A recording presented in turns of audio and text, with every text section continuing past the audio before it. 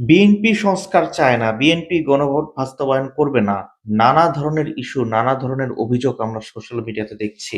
বর্তমান বিরোধী দলীয় জামাত, এনসিপি তাদের অনুসারীরা বিএনপিকে বুলি করে বিএনপির তীরে সে অভিযোগটি দিচ্ছে।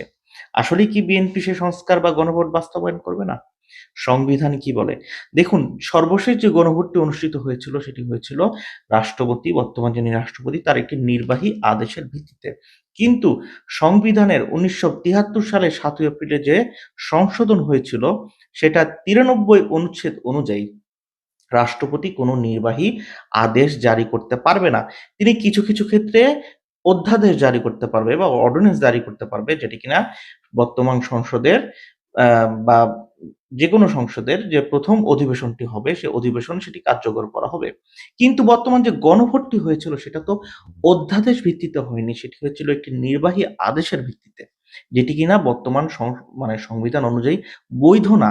ঠিক এই কথাটি বর্তমান স্বরাষ্ট্রমন্ত্রী সালাউদ্দিন আহমেদ তৎকালীন আ যেটা ঐকমত্য কমিশন হয়েছে যেখানে সকল রাজনৈতিক দল এসেছিল সেখানে তিনি বারবার বোঝানোর চেষ্টা করেছেন। কিন্তু কেউই বোঝেনি। ঠিক একইভাবে বর্তমান সংসদে তিনি ঠিক একই কথাটি বলা হচ্ছে। কিন্তু আ যা বিরোধী দল যারা রয়েছেন তারা সেটা বোঝার চেষ্টা করছে না। এই আদেশ এবং অধ্যাদেশের মধ্যে যে পার্থক্যটি এই শুধুমাত্র এই ছোট পার্থক্যটি তারা বুঝতে চাচ্ছেন না। তারা বুঝতে পারছেন না নাকি তারা বুঝতে চান না। কারণ তাদের তো একটি রাজনৈতিক ইস্যু লাগবে যেটা নিয়ে তারা রাজপথ গরম করবেন। ঠিক যেভাবে আজকে তারা ১১ দলীয় আ জোটের যে বিক্ষোভ সমাবেশটি ডেকেছে সেখানে তারা যেভাবে বিএনপিকে উদ্দেশ্য করে রাজনৈতিক ফায়দা নিচ্ছে। আসলে আমার মতে দেখুন তৎকালীন ঐকমত্য কমিশনে যারা ছিলেন বা আইনমন্ত্রী যারা ছিলেন আসিফ নজরুল তারা তো এই বিষয়টি না জানার কথা না। যে যতই আপনি আদেশ জারি করে গণভোট করেন না কেন সেটি বাস্তবায়ন হবে না।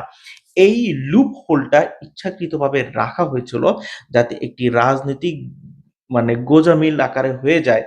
ঠিক সেই কাজটি বর্তমানে কিন্তু সেই জিনিসটা কিন্তু বর্তমানে আমরা দেখতে পাচ্ছি। বিএনপি কিন্তু জামাত এনসিপিকে সংবিধান সংস্কার করার জন্য একটি কমিটি গঠন করতে বলেছিলেন যেখানে ২ দলেরই সরকার দল এবং বিরোধী দলের ২ দলেরই সদস্য থাকবে। কিন্তু বিরোধী দল কিন্তু সেটি নাকচ করে দেয়। তাহলে এবার আপনি আমাকে বলুন তো কোন ভিত্তিতে আপনার মনে হলো বা সবার মনে হচ্ছে যে বিএনপি সংস্কার বা গণভোট বাস্তবায়ন করবে না?